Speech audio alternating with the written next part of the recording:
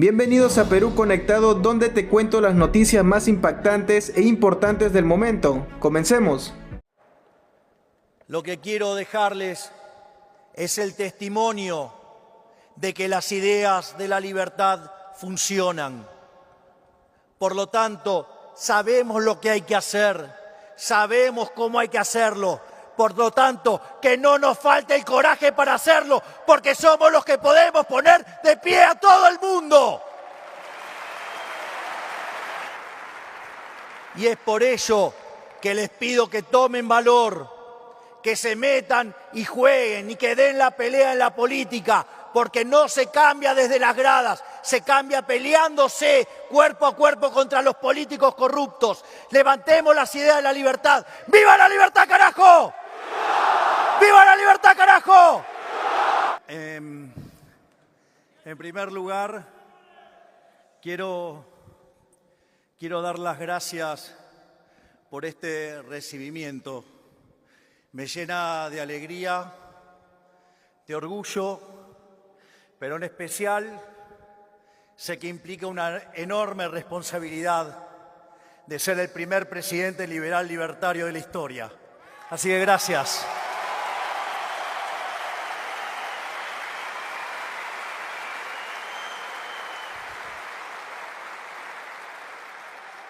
Además, quiero agradecer a los organizadores por permitirme tener el privilegio no solo de estar aquí, sino de poder estar cerrando este evento en el cual han participado verdaderos gigantes, personas a las que admiro profundamente y que tanto hacen por la batalla cultural para que esta realidad liberal libertaria sea una realidad en Argentina y que hoy está avanzando en todo el mundo, porque la libertad avanza.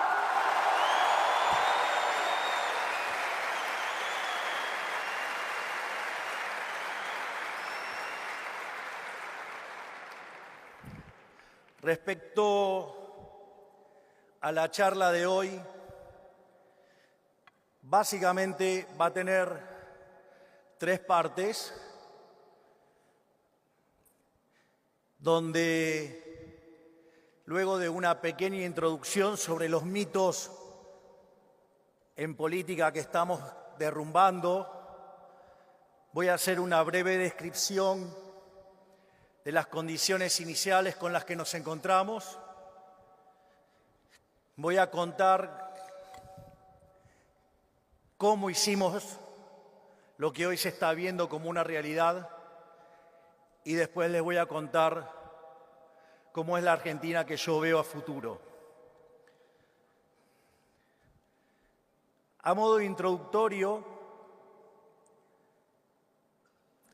hace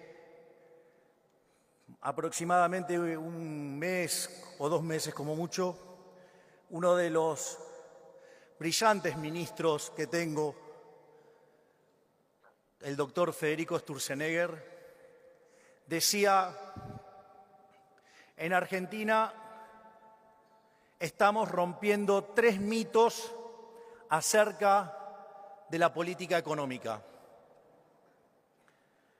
Él comenta que muchos presidentes o ministros de economía de distintas partes del mundo, frente a los problemas de endeudamiento y el problema del déficit fiscal, que es la contracara del endeudamiento, entonces le plantean que necesitan hacer un ajuste fiscal y les dice: bueno, ustedes hicieron un ajuste fiscal.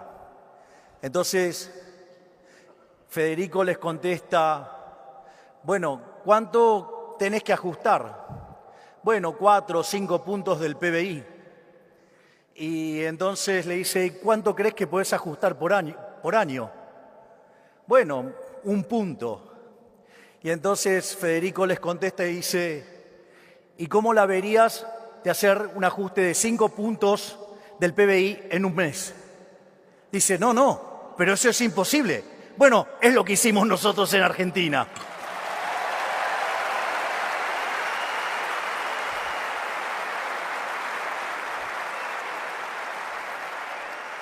Es decir, que lo primero que hemos roto en esto es lo que tiene que ver la relación entre el quantum y el tiempo. Es decir, nosotros en estricto rigor, al llegar al gobierno hicimos un ajuste de 7 puntos del PBI. Básicamente llegamos en una situación muy crítica y si no ajustábamos, hoy yo no estaría aquí parado como presidente argentino. Y, digamos, sobrereaccionamos el ajuste porque frente a esa situación era puro momento de motosierra, pero funcionó.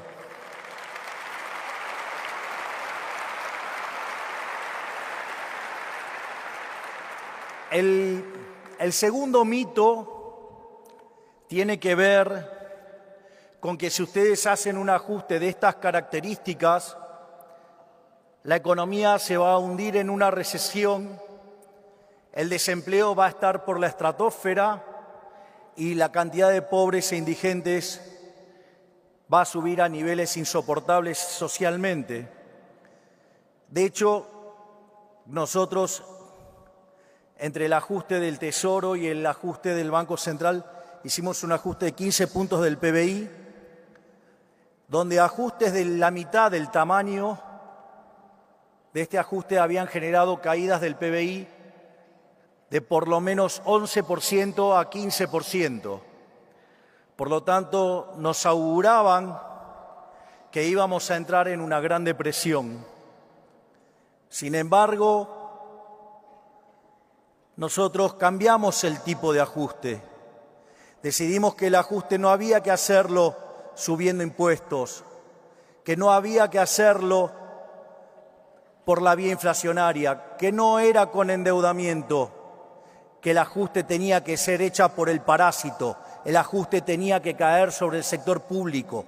De esa forma, nosotros bajamos 30% en términos reales el gasto público, hicimos un ajuste del PBI de 15 puntos del PBI y eso significó devolverle ingresos al sector privado. Y la consecuencia fue que cuando tomamos diciembre del 24 contra diciembre del 23, no solo que no hubo caída del PBI, subió 6%. Ajustamos con expansión económica.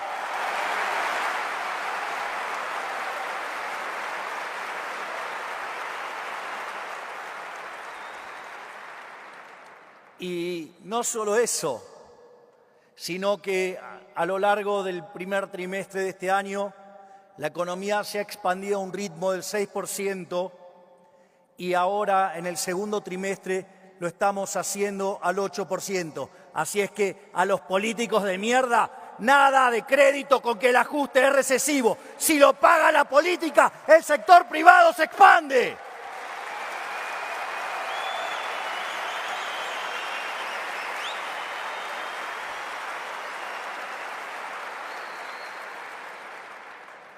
Y el tercer mito es que cuando uno hace el ajuste, si bien es algo que la economía necesita porque necesita recomponerse,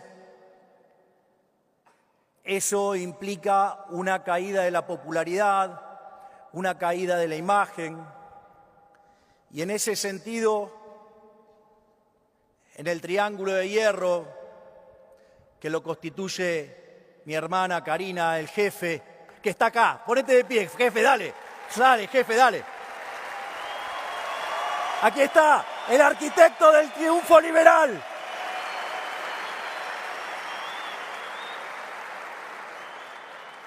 Ese brillante consultor que también nos acompaña, que es Santiago Caputo, frente a esta situación, nosotros dijimos, nosotros vinimos a cumplir una tarea.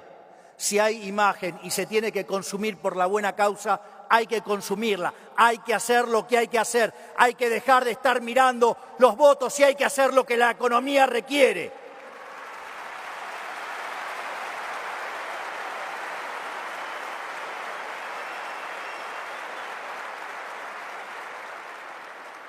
Y a diferencia de lo que todos creían, y era que la imagen y el acompañamiento y la popularidad se iban a extinguir en el ajuste, hoy los niveles de popularidad que tenemos son más altos que los que teníamos cuando asumimos. Y si lo toman de consultoras internacionales, están todavía muchísimo más altos. Es decir, que el ajuste no genera pérdida de imagen. Si el ajuste cae sobre la casta política, la imagen sube porque es darle recursos a la gente.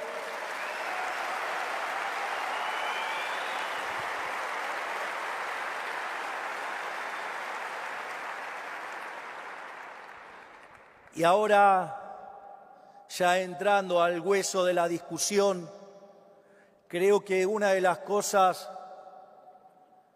por las cuales nosotros hemos podido hacer lo que estamos haciendo y que el acompañamiento continúa, y que no solo en términos de imagen, sino también en términos de resultados electorales, es que durante la campaña nosotros dijimos que preferíamos decir una verdad incómoda antes que una mentira confortable. Es decir, nunca le hemos mentido a la gente, siempre dijimos lo que íbamos a hacer. Y en ese sentido, nuestra política siempre fue clara nuestra política económica, donde dijimos que le íbamos a pasar la motosierra al Estado. Fue clara nuestra posición respecto al Banco Central. Digamos, si bien se le puso el nombre de dolarización y la gente llevaba billetes de dólar con mi cara, con mi rostro, siempre hablamos de dolarización endógena, algo que hoy está en marcha. Y también hablamos, en el plano institucional, avanzar hacia las ideas de la libertad, hacer reformas estructurales que hagan que Argentina se convierta en el país más libre del mundo. Y todo eso en materia económica, no solo que lo estamos cumpliendo, nosotros teníamos metas muy ambiciosas que decían que era imposible. Y sin embargo, hoy, pasado 1 año y medio, hemos sobrecumplido todas las metas de campaña.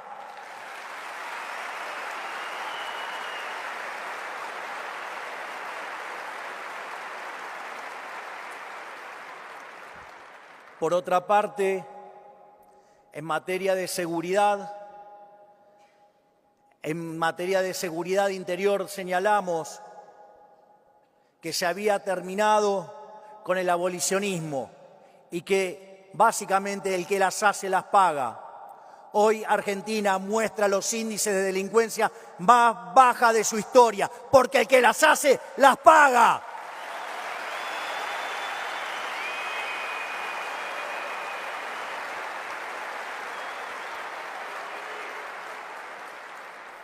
No solo eso, sino que además decidimos prestigiar a nuestras Fuerzas Armadas.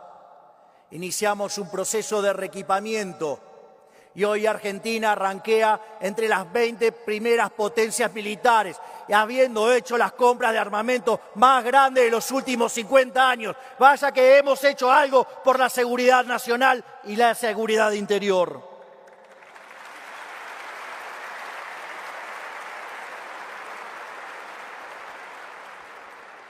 Y finalmente, también hemos sido claros en nuestra política exterior. Sistemáticamente nos hemos manifestado en favor de la paz, en favor del libre comercio, entendiendo, como decía Bastiat, que donde entra el comercio no entran las balas. Y en ese sentido estamos trabajando en lograr un acuerdo entre el Mercosur y la Unión Europea. Estamos trabajando en un acuerdo de libre comercio con Estados Unidos. Estamos trabajando para que Argentina vuelva a ser un país abierto y grande nuevamente.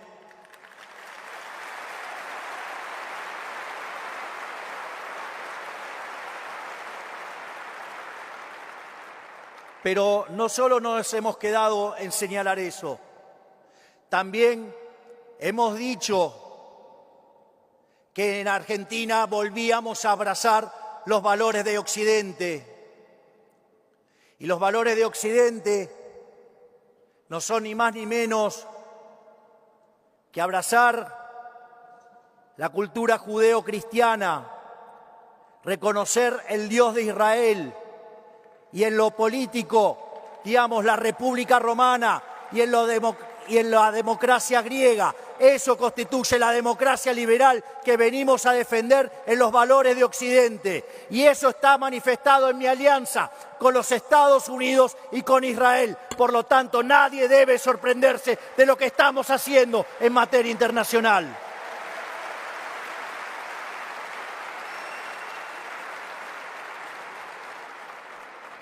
Por lo tanto, hemos dicho lo que íbamos a hacer, porque si hay algo que me ha caracterizado en toda mi vida es no solo decir lo que pienso, sino también hacer lo que digo. Y después de tantos años desde la tribuna diciendo lo que había que hacer, decidí meterme en la cancha para abrazar las ideas de la libertad y que el modelo de la libertad triunfe en todo el mundo.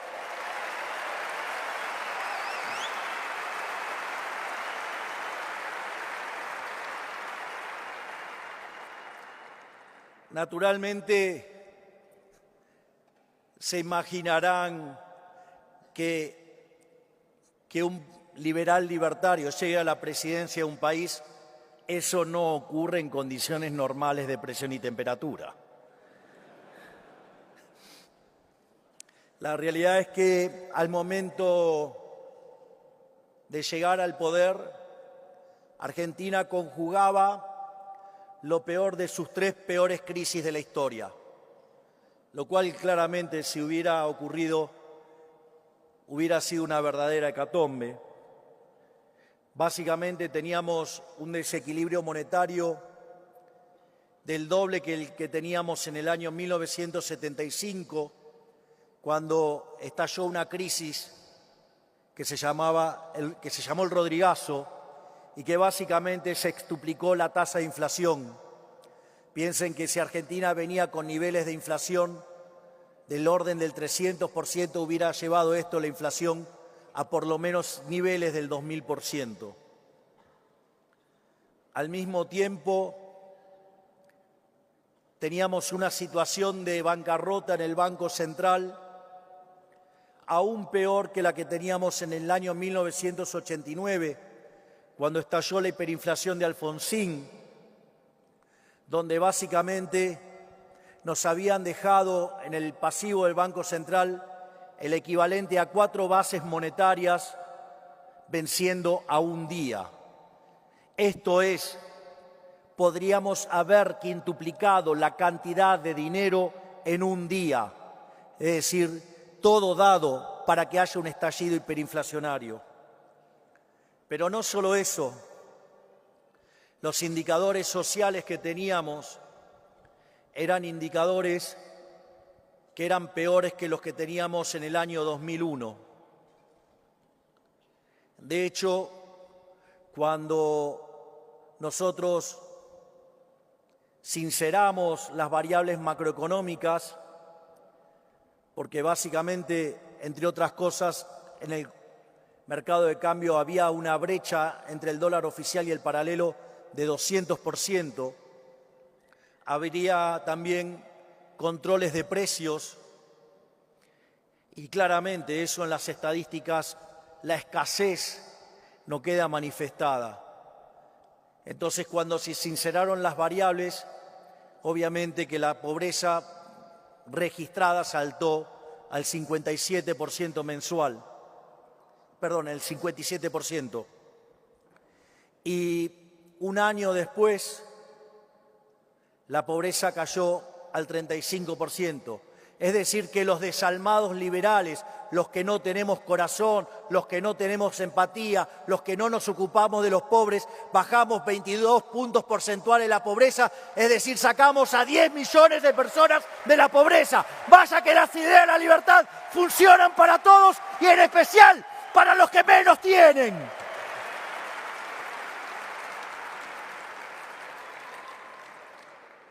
En ese desastre macroeconómico que nos habían dejado, también teníamos el equivalente a 90.000 millones de dólares de deuda en pesos, venciendo en menos de 3 meses, con lo cual eso también hubiera implicado solamente 15 puntos del PBI de base monetaria adicional, cuando la base monetaria en ese momento en Argentina estaba en 2,5 puntos. Es decir, hubiéramos multiplicado solo por eso en 7,5 veces la cantidad de dinero, el incremento. No solo eso, el gobierno anterior también, con el control de cambios, le daba a los amigos derechos para poder importar al tipo de cambio oficial. Y eso había dejado una deuda en el Banco Central de 45.000 millones de dólares. Además, los sistemáticos incumplimientos de las metas con el Fondo Monetario Internacional hacían que el acuerdo también estuviera caído. Es decir, que nos encontrábamos en una situación que si no actuábamos rápidamente, terminábamos en default con los organismos multilaterales, en default comercial y en default en el sistema financiero local, lo cual hubiera sido un verdadero desastre macroeconómico y hubiera llevado la pobreza a niveles del 95% por lo menos. A su vez, teníamos un déficit fiscal en el Tesoro de 5 puntos del PBI y teníamos deuda que generaba intereses en el Banco Central y lo llevaba a 15 puntos del PBI. En ese sentido, la primera etapa del plan de estabilización fue aplicar la motosierra. La motosierra, básicamente, de origen implicó un ajuste en el Tesoro de 7 puntos del PBI, y que con el tiempo, digamos, se fue recomponiendo y terminó siendo un ajuste de 5 puntos del PBI. Pero frente a la emergencia teníamos que resolver y por eso, digamos, el ajuste fue de 5 puntos del PBI, de 7, y después terminó siendo de 5 en el Tesoro. En ese contexto llevamos a 1/3 la cantidad de ministerios, echamos más de 50.000 empleados públicos y la gran mayoría de los contratos que iban venciendo no los renovamos, haciendo un ajuste verdaderamente fuertísimo. Terminamos eliminando la obra pública, que es una fuente de corrupción infinita, y además terminamos con la pauta oficial en los medios de comunicación, motivo por el cual hablan peste de nosotros todos los días.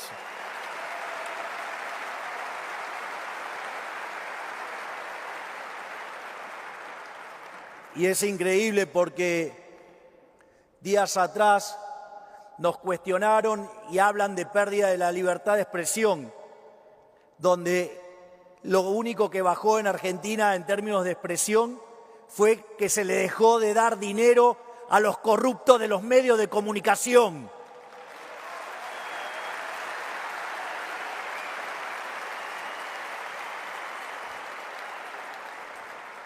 Parece que son muy buenos para acusar cuando los subsidios los tienen otros, pero no cuando les tocan el órgano más sensible del ser humano, que es el bolsillo.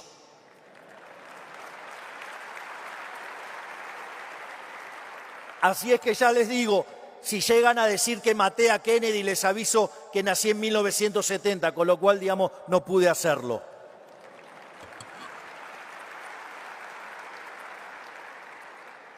A partir de haber cerrado el déficit fiscal, o sea, desde la concepción de la naturaleza monetaria de la inflación, Sabíamos que había que cortar con la emisión y cerrar el déficit fiscal. Era esta primera etapa y lo hicimos. Argentina en los 123 años anteriores siempre había tenido déficit fiscal. Y si hay algunos periodos que no lo tienen es porque está en default. Y nosotros fuimos a una política de déficit cero. Es decir, decidimos que en Argentina no hay más déficit fiscal. Y Argentina es uno de los 5 países del mundo que no tiene déficit fiscal en la línea financiera. Y lo hicimos después de 123 años de historia donde nadie lo logró y nosotros lo logramos en el primer mes de gobierno.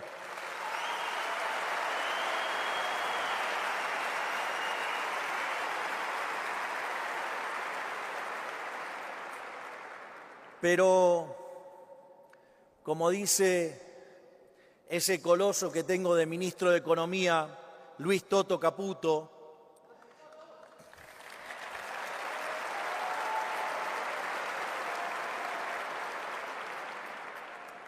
aun cuando habíamos puesto las cuentas fiscales en orden en el Tesoro, no alcanzaba, porque el problema que teníamos en el Banco Central era del doble del tamaño del problema del Tesoro.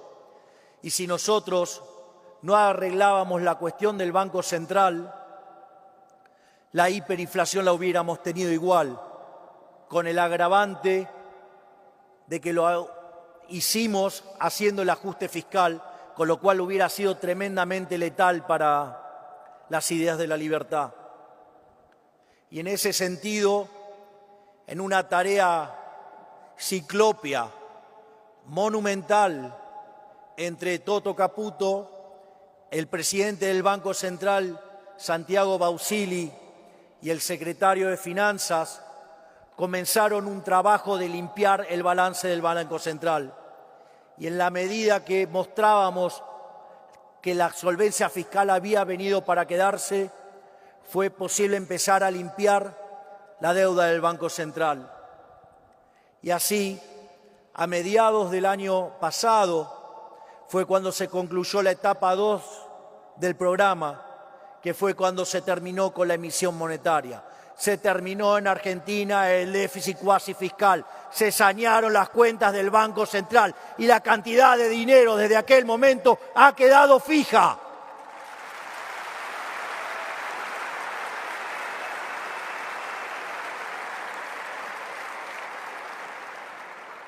Es decir, que en ese momento pasamos a lo que era emisión cero, y donde la base monetaria amplia en Argentina está fija.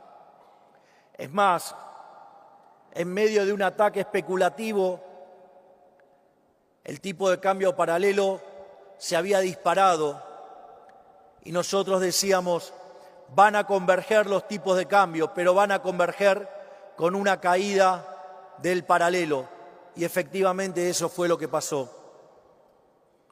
Sin embargo, nos dimos cuenta que la economía argentina estaba recuperándose muy fuertemente. La economía después del mes de abril empezó a mostrar signos muy importantes de recuperación. De hecho, entre diciembre y abril se expandió al 10%. Y en ese sentido, además, la monetización de Argentina era muy baja. Por lo tanto, frente a esa situación en la cual nosotros veíamos hacia adelante un aumento de la demanda de dinero, dejar la cantidad de dinero fija iba a generar un problema de que una vez que se terminara de limpiar el sobrante monetario, la economía argentina pudiera entrar en un contexto de deflación.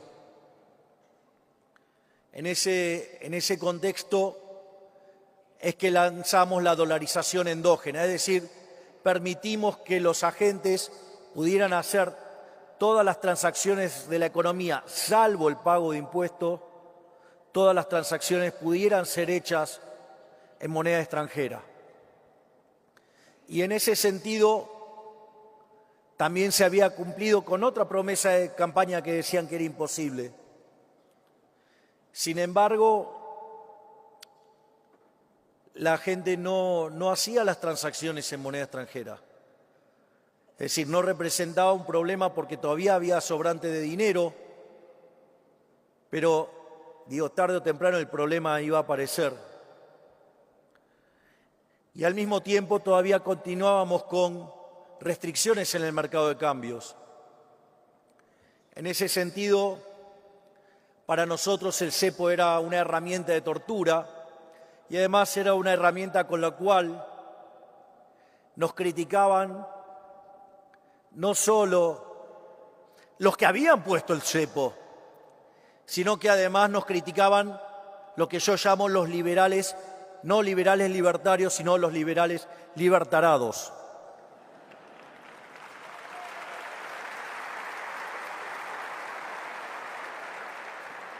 Sin lugar a dudas, el máximo trofeo de liberal libertarado, imbécil, estúpido, se lo ha llevado el imbécil ignorante en temas monetarios de Hans-Hermann Hoppe.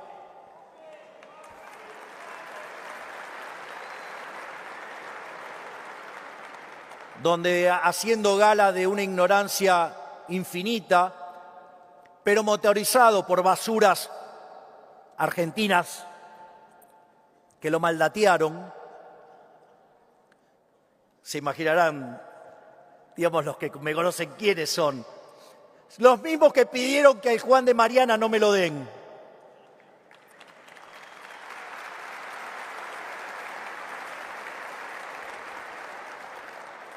Dijo que esa reforma era la más fácil, con cerrar el Banco Central se terminaba el problema. Parece que el imbécil no sabe que la deuda remunerada y la deuda del Banco Central, que es emisión futura, y la base monetaria son deuda. Y si hubiéramos cerrado el Banco Central de esa manera, esa deuda no valía nada y por lo tanto hubiera generado una hiperinflación y gracias a esa estupidez hubieran vuelto los populistas peronistas con la cabeza de más adelante y hoy estarían viendo en Argentina la Argentina chavista.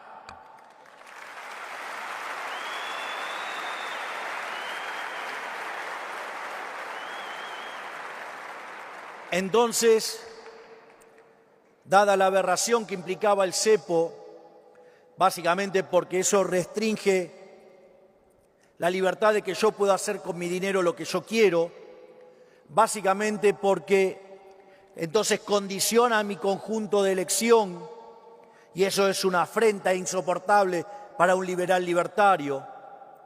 Pero además, el hecho de que los obligan a demandar más de moneda doméstica que las que quieren, amplía la base imponible del impuesto inflacionario, que además es un impuesto no legislado, es decir, inadmisible hasta para un liberal clásico. Por lo tanto, el cepo había que sacarlo de todas maneras. Y en ese sentido, empezamos a trabajar en un programa con el Fondo Monetario Internacional para limpiar la hoja del Banco Central.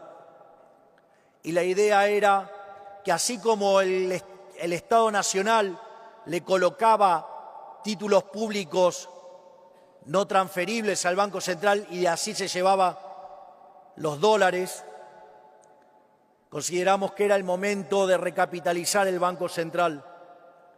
Por lo tanto, hicimos un acuerdo con el Fondo Monetario Internacional para ir rescatando esa deuda del Banco Central, de modo tal que la deuda total no aumentara, pero que los pesos que ahora tienen los argentinos en el bolsillo valieran algo. Es decir, le hicimos el ajuste a la casta para devolverle el dinero a la gente de bien.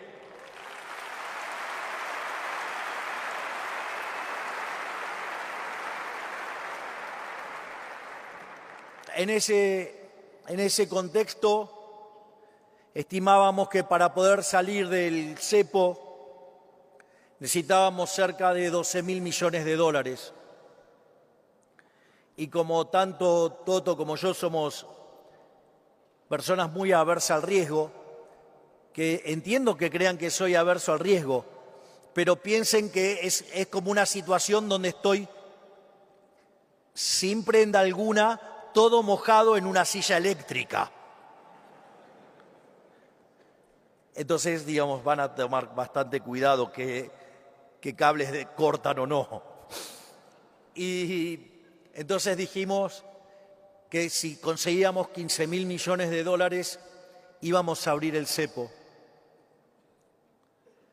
Y de modo tal que tuviéramos para un ataque especulativo contar con 3.000 millones de dólares. Y en ese contexto nos dieron 20.000 millones de dólares cash. Entonces decían que no, que yo no me iba a animar a abrir el cepo en un año electoral, porque eso iba a hacer saltar el tipo de cambio y que la tasa de inflación iba a estar en el 5 o en el 7%, donde la basura mediática, donde los corruptos de los periodistas se dedicaban a expandir esas noticias inmundas, aun cuando nadie había hecho esos pronósticos. Por eso, como dice el amigo de Wall Street Wolverine, no odiamos lo suficiente a los periodistas.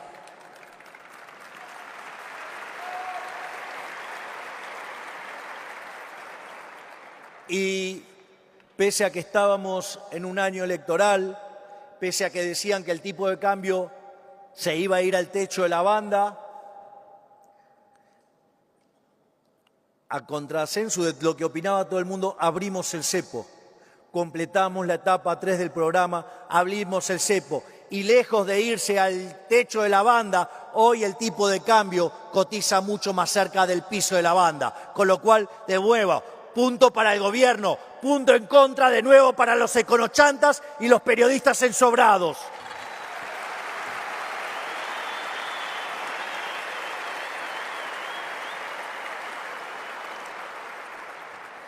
De hecho, hoy,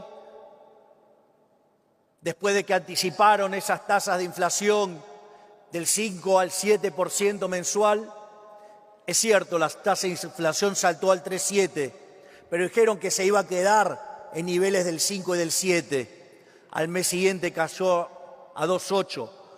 Este mes se espera que rompa el 2%. Y yo se los afirmo de acá, que para el año que viene la inflación en Argentina habrá sido historia del pasado.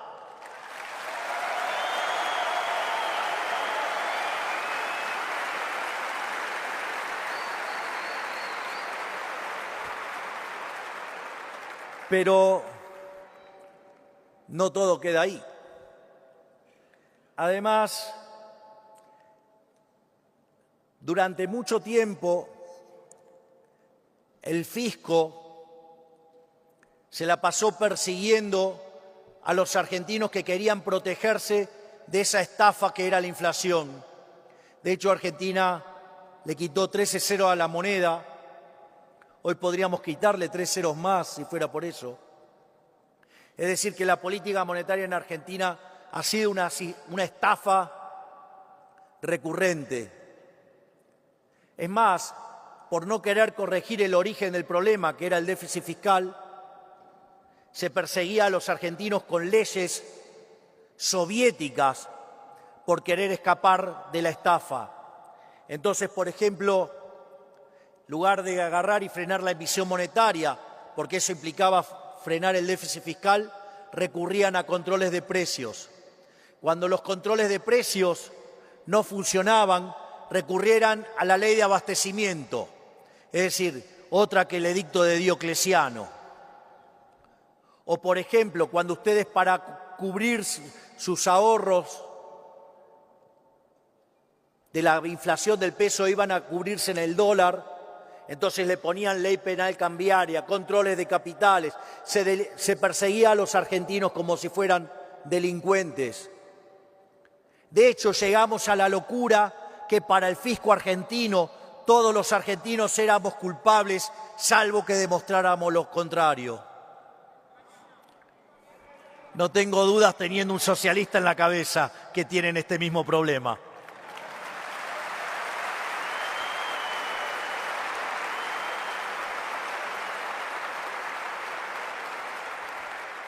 Sin embargo, hace pocos días enviamos una nueva desregulación que tiene que ver con el Día de la Liberación y la reparación histórica a los ahorristas, donde le permitimos a los argentinos de bien que puedan utilizar sus dólares no declarados para poder hacer transacciones. Se terminó eso de creer que la gente es culpable antes que demuestre lo contrario. Ahora los argentinos somos inocentes hasta que se demuestre lo contrario.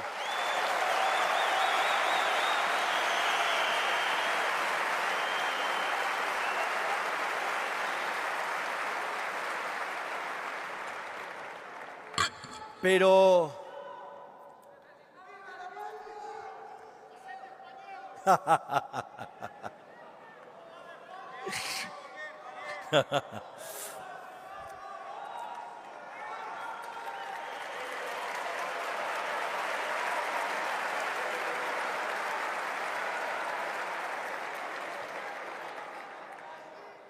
más allá de cualquier cosa, sepan que contra los socialistas de mierda yo siempre voy a estar de su lado.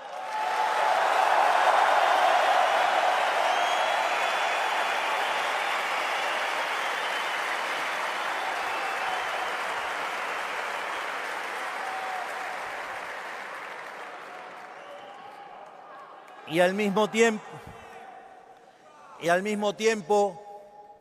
también quiero destacar los logros que hemos tenido en materia social y en materia de seguridad.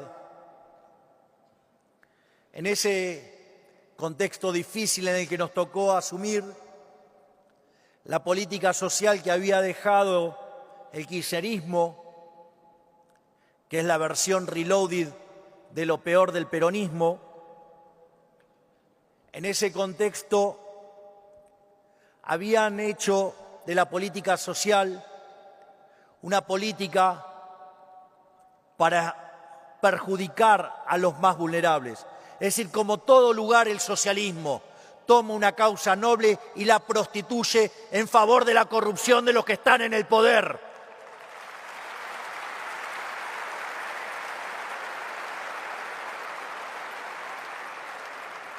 Y en ese contexto tan adverso y tan hostil, esa ministra que tengo en Capital Humano, Sandra Petovelo, en un acto de coraje enorme, decidió enfrentar a los gerentes de la pobreza y decidió que no había que dar más cuenta de una prestación, porque ahí es donde le robaban el dinero a los vulnerables.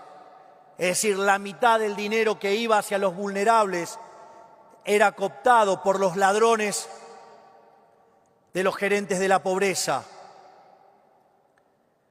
Pero claro, cuando anunciamos esto, nos amenazaron con una marcha. Y Argentina, que tenía entre 8.000 y 9.000 piquetes por año, en ese contexto nos amenazaron con que nos iban a hacer una marcha. Y decían que iban a ser 50.000 personas cuando en realidad estaban esperando 100.000 personas. Y en ese contexto, gracias a otra ministra que tengo gigante, la doctora Patricia Bullrich,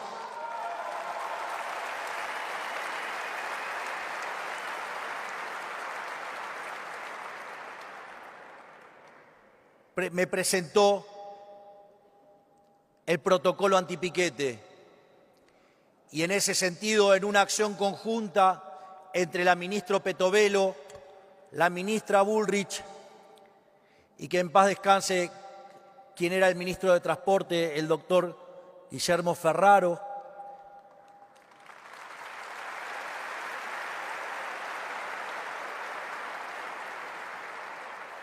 hicieron todo un operativo. No solo le sacamos la caja a los gerentes de la pobreza, salimos con las fuerzas de seguridad, a la cual le dimos el total respaldo, y aquel que cortaba no cobraba, aquel que cortaba iba a la cárcel, y usamos la red de transporte para informarlo y además para que se hicieran denuncias. Ese primer día recibimos 18.000 denuncias, donde muchos ya están en la justicia y se están resolviendo en contra de estos estafadores. Pero sobre todas las cosas, desde el primer día pusimos orden en las calles, porque de los 100.000 que esperaban fueron 3.000. Y a partir de ese día se terminó el caos en la Argentina y volvió a reinar el orden.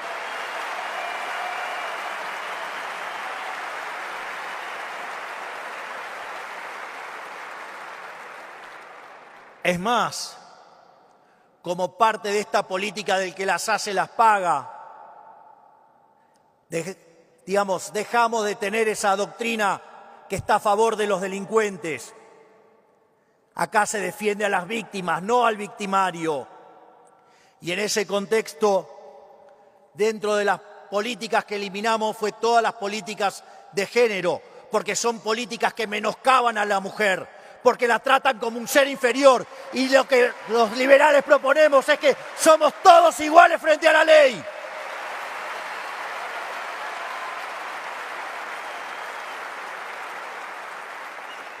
Entonces nos vaticinaron que nosotros estábamos a favor de los femicidios.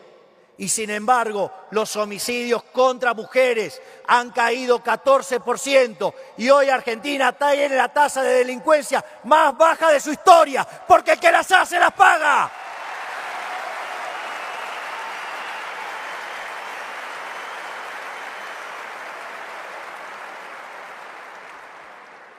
Por lo tanto, luego de tantos logros, ha comenzado el momento del crecimiento. Hoy Argentina ha entrado en el sendero que, si sigue abrazando las ideas de la libertad, en 40 años Argentina va a ser la primer potencia mundial, sin lugar a dudas.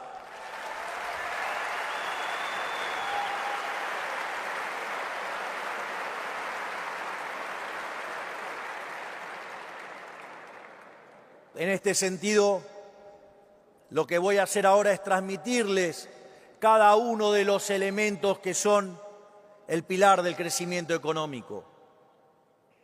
En primer lugar, el ajuste fiscal de 15 puntos del PBI le devolvió los ingresos a los argentinos. Eso permitió una recuperación de la actividad económica, una recuperación de los salarios, una recuperación de las jubilaciones y la recuperación del ciclo de stocks. Eso permitió en primer momento a que la economía empezara a recuperarse muy fuertemente a partir de abril del año pasado. Pero no solo eso, el déficit cero implica que la deuda no varía. Igual la hicimos bajar 45.000 millones de dólares, la primera vez en la democracia argentina que la deuda cayó. En la democracia, digo, desde el año 83 hasta acá, ¿no?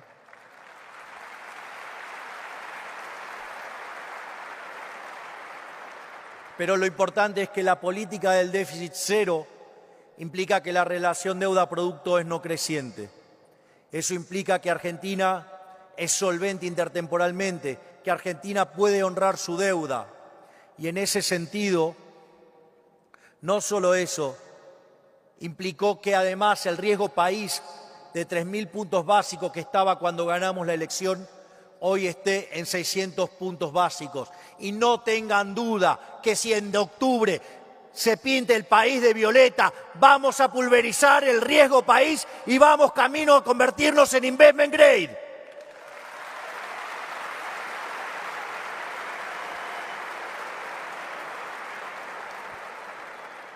Por eso, en la medida que caiga la tasa de riesgo país, que caiga la tasa de interés, el stock de capital per cápita de la economía va a aumentar y por ende la productividad subirán los salarios y tendremos un mayor nivel de vida. En ese sentido, un trabajo de un muy prestigioso economista argentino que se llama Juan Pablo Nicolini, que trabaja en la Reserva Federal, estimó que habiendo hecho el ajuste que hicimos llevando el déficit a cero. Eso podría implicar que Argentina pueda crecer en términos per cápita el 4% anual, de manera sostenida por una gran cantidad de años, que podría oscilar entre 10 y 20 años. Sin embargo, tal como señala Nicolini, ese método no contempla el tipo de ajuste. Si nosotros consideramos que el ajuste no fue subiendo impuestos, sino que fue bajando el gasto público, y si además consideramos que ya hemos hecho más de 2.500 reformas estructurales, Argentina va a crecer muy fuertemente y los números se están dando cuenta de que Argentina está camino a volver a ser grande nuevamente.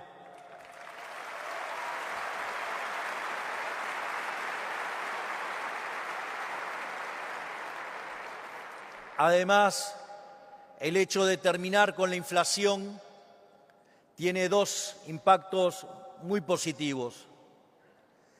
En primer lugar, porque elimina la distorsión de precios relativos, amplía el horizonte temporal y de ese modo se pueden asignar los recursos de mejor manera. Al mismo tiempo, al ser un impuesto altamente regresivo, distorsionaba la relación entre ahorro e inversión y por ende también la tasa de interés y por ende la acumulación de capital, llevando a que se hicieran inversiones, incorrectas porque básicamente estaban distorsionados los precios relativos. Y esto, va a implicar que al eliminarse la inflación, esta distorsión va a desaparecer y eso va a tener, si bien es un efecto de una vez para siempre, va a implicar también un salto en el PBI per cápita, que, en todo el horizonte se va a manifestar también como crecimiento. Por otra parte, nosotros consideramos que el Estado es una organización criminal.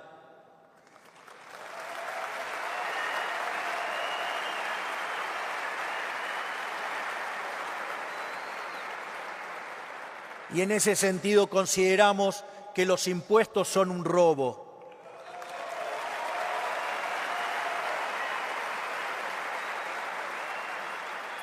Y en ese sentido, el año pasado, aún en este proceso de estabilización, no solo que dejamos de estafar a los argentinos con el señoriaje, sino que además hemos bajado los impuestos explícitos en 2 puntos del PBI, algo que no se había hecho nunca en la historia argentina.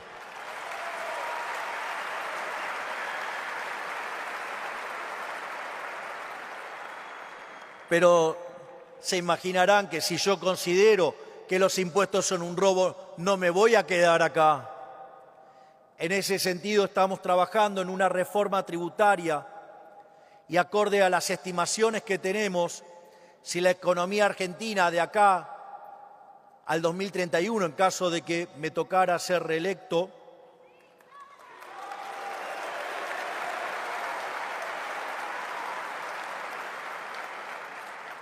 podríamos estar bajando más de 1,5 puntos del PBI por año de impuestos.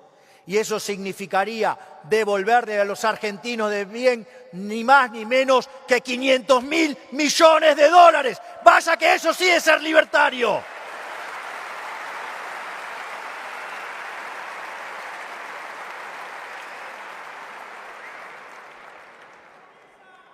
Por otra parte, también estamos haciendo un fuerte trabajo desde el Ministerio de Capital Humano. Tenemos un Ministerio de Capital Humano que integra el capital humano de primera generación, que tiene que ver con básicamente la salud, con la alimentación, porque si ustedes no se alimentan o no tienen buena salud, no se pueden educar. Esto, por lo tanto, también integra con el capital humano de segunda generación, que tiene que ver no solo con la posibilidad de estudiar, sino también con la posibilidad de reinsertarse a aquellos que fueron quedando en el camino. Es decir, recuerden que nosotros estamos partiendo de una economía en desequilibrio. y la tercera parte con la que integra es con el mercado laboral. En ese sentido, nosotros entonces estamos trabajando en el capital humano de primera generación, el de segunda generación, y para que pueda insertarse en un mercado laboral donde hoy cerca de la mitad del empleo en la economía es informal. Por lo tanto, esto no solo va a implicar una mejora en las condiciones de trabajo, sino que además, en la medida que se vaya cerrando el diferencial entre empleados formales y el total del empleo, es decir, que se vayan achicando los puestos informales, eso también nos va a permitir reformar el sistema previsional y de esa manera tener también una segunda vuelta adicional de crecimiento de acá al futuro. Obviamente, ahora le toca a también otro de los ministerios estrellas. Yo, hay dos ministerios de los que estoy muy orgulloso. Al margen del Ministerio de Economía, con quien tengo una relación simbiótica, al margen de que adoro, el trabajo de la ministra Bullrich, del ministro Petri, pero hay dos criaturas que creé yo, que no existían en el mundo. Una es el Ministerio de Capital Humano y el otro ministerio es el Ministerio de Federico Sturzenegger, el Ministerio de la Desregulación.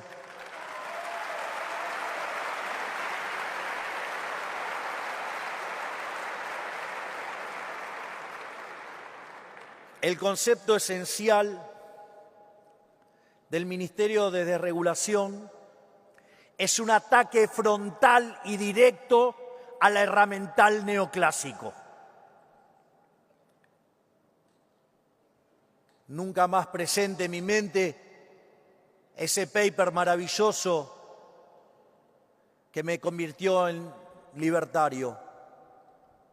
Recuerdo, y acá el querido Philippe Auguste lo suele mencionar, recuerdo que un día me acercaron el trabajo de Murray Newton Rothbard, Monopolio y Competencia, el cual está en el segundo tomo de El hombre y la economía y el Estado.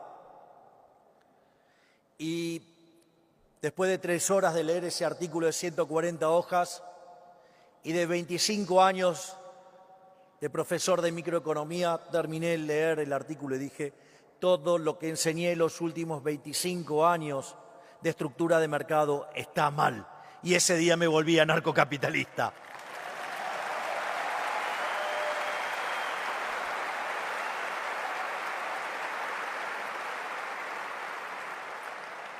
Cuando ustedes miran las estadísticas del crecimiento económico per cápita y del PBI per cápita desde la era cristiana, ustedes van a descubrir que ahí lleva la forma de un palo de hockey. Y si ustedes se fijan, el PBI per cápita subió fuertísimamente los últimos 250 años en un contexto donde la población se multiplicó por 10 veces. Y la pobreza extrema, que estaba en niveles del 95%, hoy hay que cambiarle la medida todo el tiempo porque si no, sería 0. Entonces, la pregunta era, ¿cómo puede ser que los rendimientos crecientes que la economía neoclásica asocia con los monopolios y dicen que de acuerdo al maldito óptimo de Pareto es malo, había sacado tanta gente de la pobreza? Algo tenía que estar mal. Y ahí, el que me abrió los ojos fue Murray Newton Rothbard. Y básicamente, ustedes lo que tienen es que la estructura de la economía neoclásica está armada para poder probar la existencia, unicidad y estabilidad del equilibrio. Y eso hizo que nos focalizamos en la matemática y no lo que significaba lo que estábamos diciendo en términos económicos al utilizar esa matemática. Es decir, en la economía neoclásica este problema se lo llama un problema de no convexidad. Es decir, como tener un dilema entre la fábrica de alfileres de Adam Smith y la mano invisible. Entonces, para quedarnos en la visión Pareto de la mano invisible, sacrificamos la fábrica de alfileres. Y lo peor de todo es que nos quedamos sin poder explicar el crecimiento económico.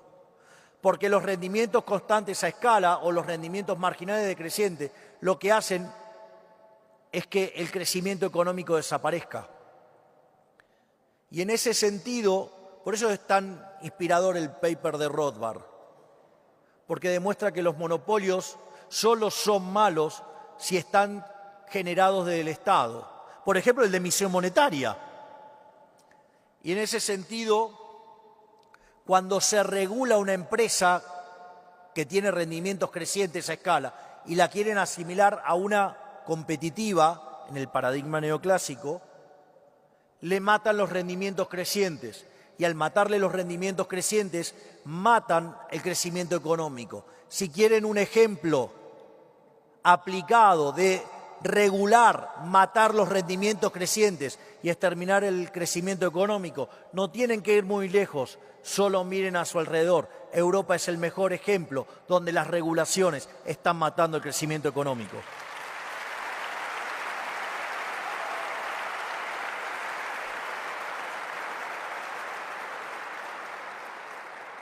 Y en ese sentido empezamos a desregular la economía y a hacer reformas estructurales. El gobierno de Menem, que acorde a un trabajo de Gerardo La Paulera, Bossoli e Irigoyen, que había sido el mejor gobierno de la historia argentina, había hecho 100 reformas estructurales. Hoy nosotros hemos hecho 25 veces más de reformas estructurales y hemos bajado la inflación mucho más rápido que la convertibilidad y sin cometer expropiaciones, ajustando precios relativos, respetando los derechos de propiedad. Por lo tanto, no tengan duda que este gobierno liberal libertario es el mejor gobierno de toda la historia argentina.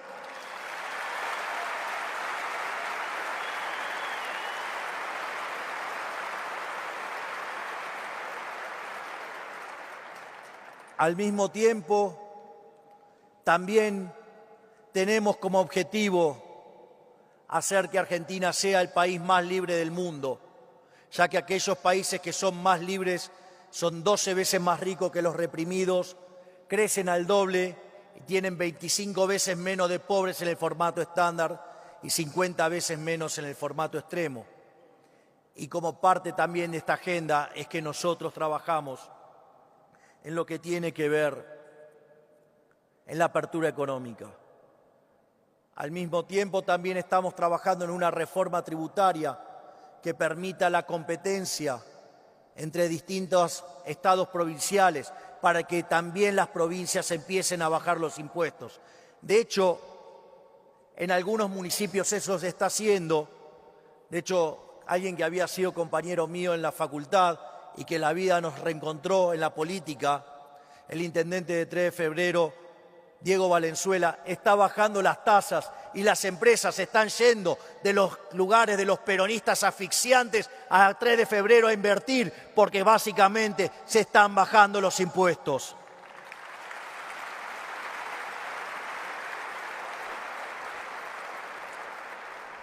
Finalmente, tenemos el régimen de incentivos para las grandes inversiones, más conocido como RIGI, y donde, por ejemplo, días atrás hemos firmado con la empresa Eni por una inversión de 20.000 millones de dólares y que va a dejar un flujo de ingresos de divisas para la Argentina en los próximos 20 años cercano a los 200.000 millones de dólares. Vaya que el modelo está funcionando.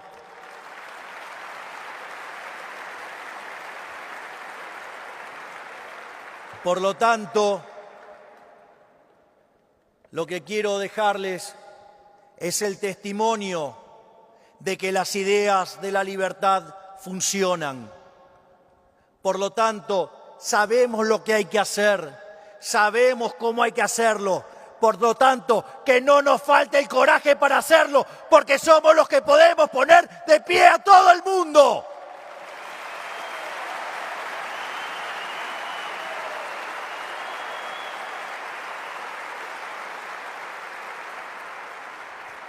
Y es por ello que les pido que tomen valor, que se metan y jueguen y que den la pelea en la política, porque no se cambia desde las gradas, se cambia peleándose cuerpo a cuerpo contra los políticos corruptos. Levantemos las ideas de la libertad, hagamos grande Occidente nuevamente. ¡Viva la libertad, carajo! ¡Viva la libertad, carajo! ¡Viva España! ¡Viva Argentina! ¡Viva la libertad, carajo! ¡Muchas gracias! Bueno amigos, eso fue todo, no olviden suscribirse al canal y compartir el video. Hasta pronto.